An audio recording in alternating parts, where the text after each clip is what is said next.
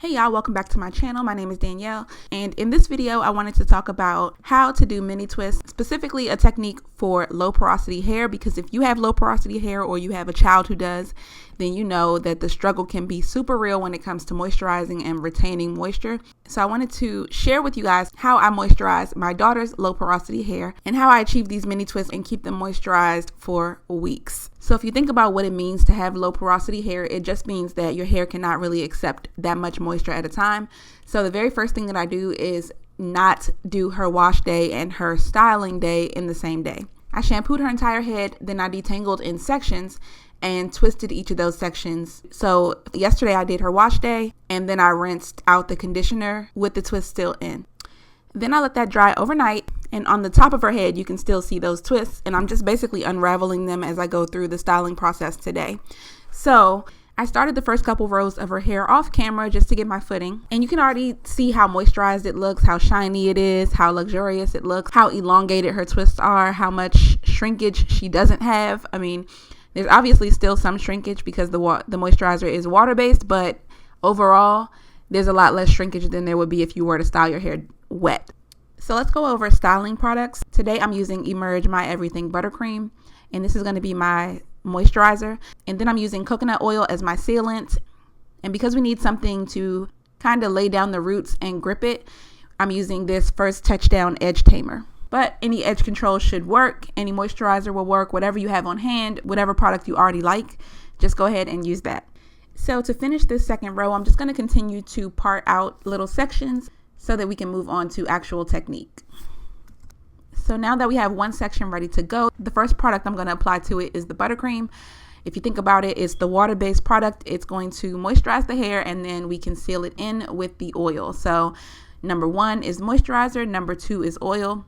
And we're really going to saturate the hair well because we want it to be moisturized for at least a week or two, preferably 2 weeks for me because I don't want to have to do hair every week. And I can honestly say that with this technique, her hair will stay moisturized for at least 2 weeks. So definitely make sure that you moisturize it thoroughly and get rid of any dry spots. Then you want to go ahead and detangle it before you begin twisting.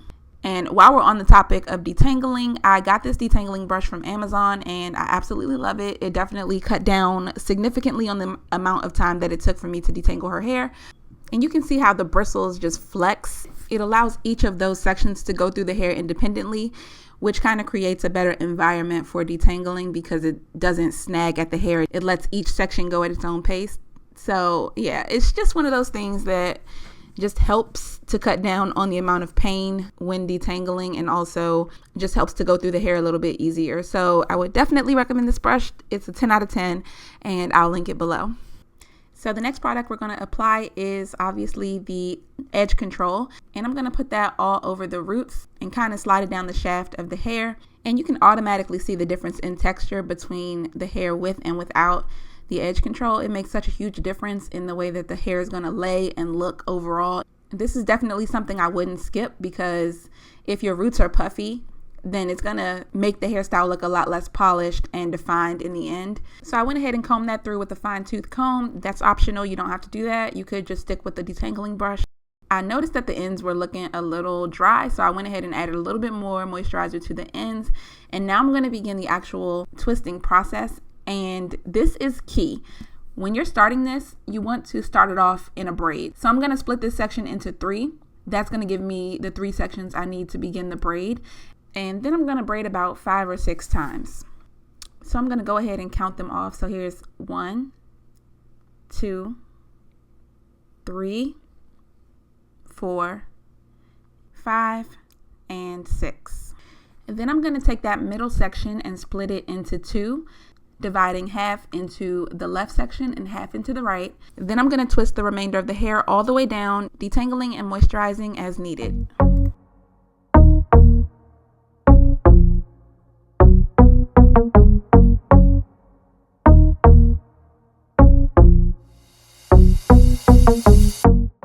Once I get to the end, I'm going to twirl it around my finger just to create a little bit of a curl at the end and to smooth the ends so that they're not frizzy. And that's it. So I'm going to show you guys one more time up close, and then I'm going to continue to do the rest of the style all over her head.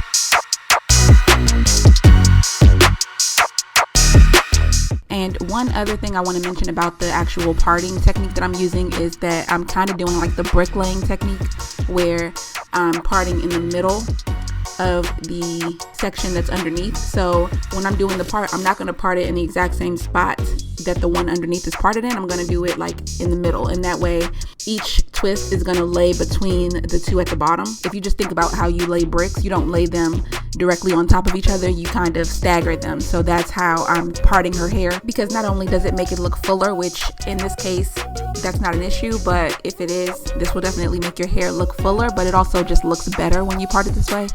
Just wanted to point that out, and I'm gonna let you guys get right back to watching.